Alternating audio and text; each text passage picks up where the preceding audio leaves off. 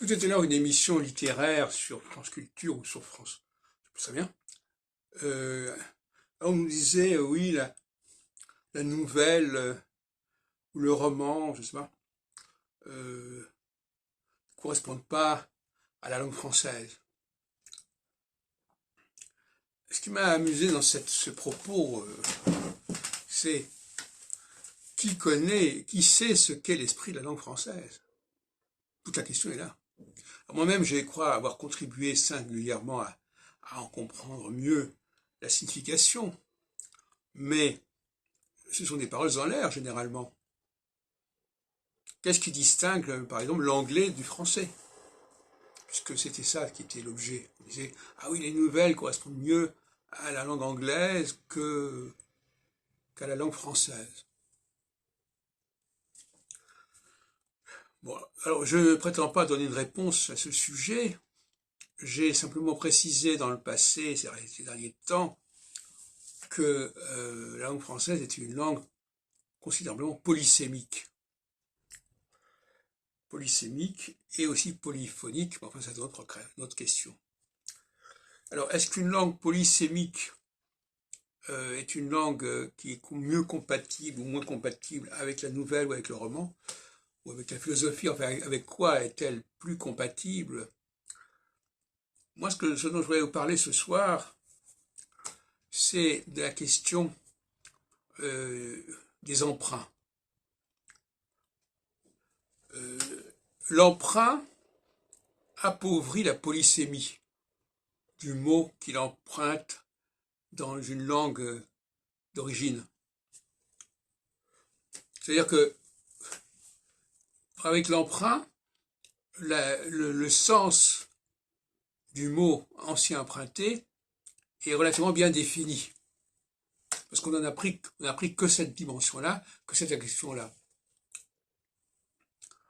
En revanche, en français, où il y a très peu d'emprunts en fait, où il y a très peu d'emprunts qui soient vraiment très très spécifiques, très très restreints dans leur acception, comme oui, parce que l'emprunt il est appauvrissant, comme je viens de le dire.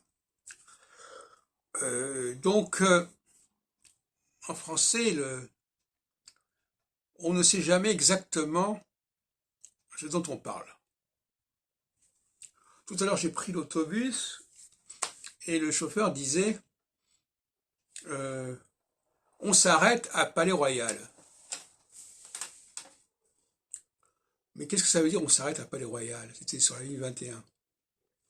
Est-ce que ça veut dire que c'est la fin de la ligne? Ou est-ce que simplement il y aura un arrêt à Palais-Royal, voyez-vous? Donc là, déjà, on ne sait pas très bien. C'est pas très bien. Est-ce que c'est simplement un point d'arrêt ou est-ce que c'est le terminus? Et apparemment, il n'avait pas conscience clairement de cette ambivalence ou de cette polyvalence de l'expression. Or, généralement, un Français qui se respecte doit avoir conscience des polysémies, des mots qu'il utilise. Et il doit préciser éventuellement ce qu'il entend. C'est-à-dire qu'il doit sortir de la polysémisme. Et souvent, il ne le fait pas, précisément. Il fait comme si le mot qu'il employait était univoque. Or, il est rarement univoque. Donc, le devoir, l'impératif que nous avons quand nous parlons notre langue, c'est de préciser au mieux, optimalement, dans quel sens nous entendons les choses. Cela dit, il est possible aussi que nous nous complaisions dans cette polysémie.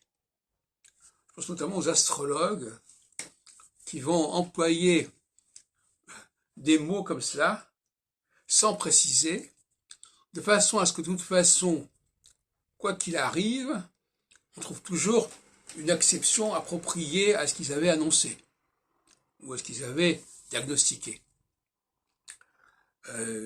En ce sens-là, la langue française est extrêmement ambivalente, ou plus exactement, elle n'est ambivalente que si on ne la traite pas avec une certaine rigueur et si on ne l'encadre pas, clairement.